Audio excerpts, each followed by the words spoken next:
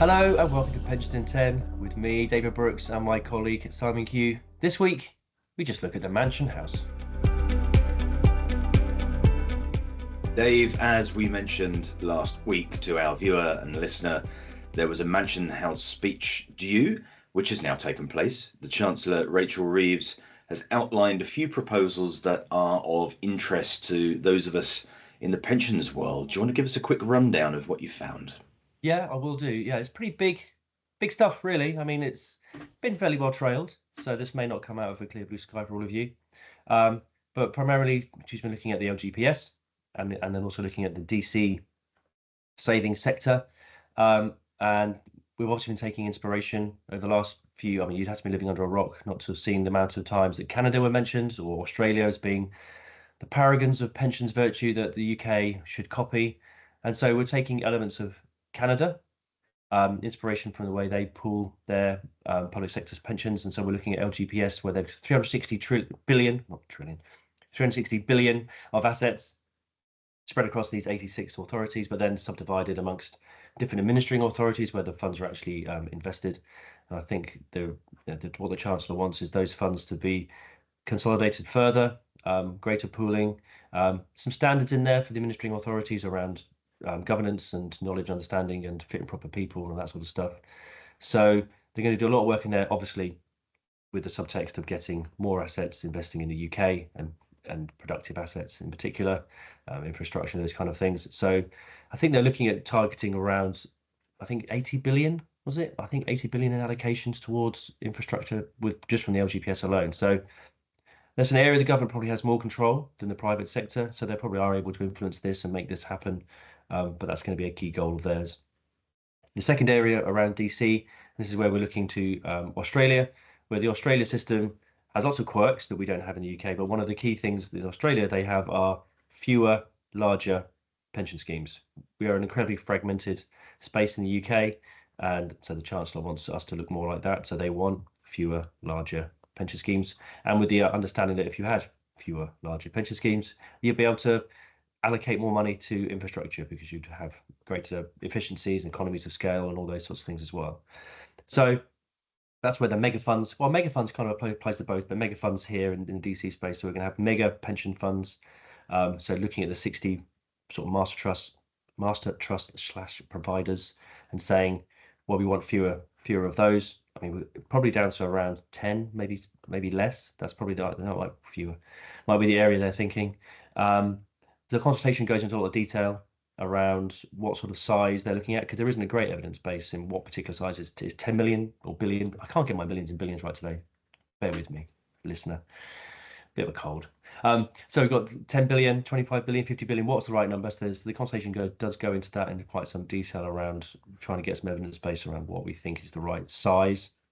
And then you get into the detail around how we go about consolidating these schemes. Who decides who's the better performing fund, which needs to, which fund should go where, because there are a lot out there and some of them are relatively small and some are already relatively big, and so that's going to be quite a tricky exercise, and there's stuff in there to make sure that consumers are protected in all this as well, that people aren't going from probably a better run fund to a perhaps worse run fund, but just because of other factors around size and investments being the driver. There's also lots of stuff in there around on the contract-based side, trying to allow those schemes to transfer. One of the barriers for consolidation has always been that if you're in a contract-based scheme, you're not able to do transfers without consent. It's sort of a throwback of history, really, the way the rules are written. So the government are thinking about ways of how we can get around that as well to make it easier for those schemes to do this consolidation. The key target seems to be 2030 for all this to happen. And so we'll need to get some regulations coming through in the pension schemes bill that's going to go through next year to cover some of this stuff off. But 2030 doesn't feel a long way away in the glacial way that pensions move. 2030 feels astonishingly quick, but we'll see. We'll see how things go.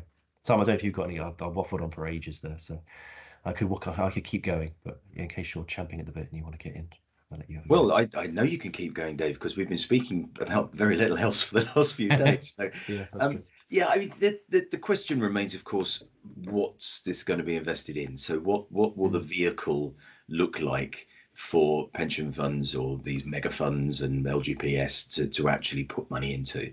Now, I know there's an allocation on the LGPS side where I think it's 5% allocated to local investment, which I'm really pleased to see, because some of the LGPS funds are very good at investing in social housing, for instance, in their local areas. So I'm really pleased that that isn't being overlooked or being thrown out with the bathwater. I don't know where I was going with that. So that's a positive thing. Yeah, on the other, the Australian mega fundy, what's the fund going to look like? Where's the value for members? What are the costs going to be? What are the returns going to be broadly? If we have a clearer idea of that, then this talk of compulsion, mandation, whatever you want to call it, should go away, because if there's an attractive vehicle to invest in, funds will invest in it anyway, rather than being told that they must do so. So I think that's what I want to see a little bit more detail on, but that will come, I'm sure, after the consultations. And again, should clarify, you mentioned consultation. There are two consultations. One's on LGPS, one's on the DC mega funds. So yeah, if our viewer and listener are minded to, then those papers are available on the government website. Well, they're all page turners. Just this morning, on the day of recording it, Emma Reynolds has been reporting the FT talking about compulsion, saying that it's not being considered right now. And then there's sort of a veiled sentence around tax relief.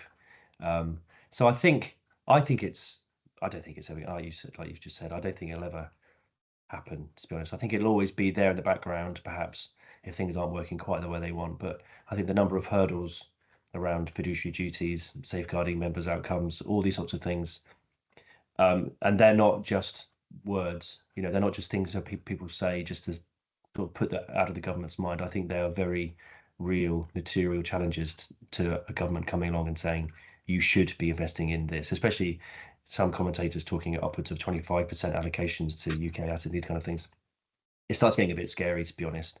If the UK isn't performing very well, and your pensioners are all eggs in one basket type things, diversification is there for a reason. And yes, I think we're all supportive of perhaps trying to rationalize the way things work and getting more investment into the UK, as you say, if they can build something that actually is worth investing in, products and investment vehicles to do it, then there should be no reason. But at the end of the day, these are people's retirements we're talking about. This is not just not just investing in the economy. So we want to make sure that people can retire happily from the money they've invested.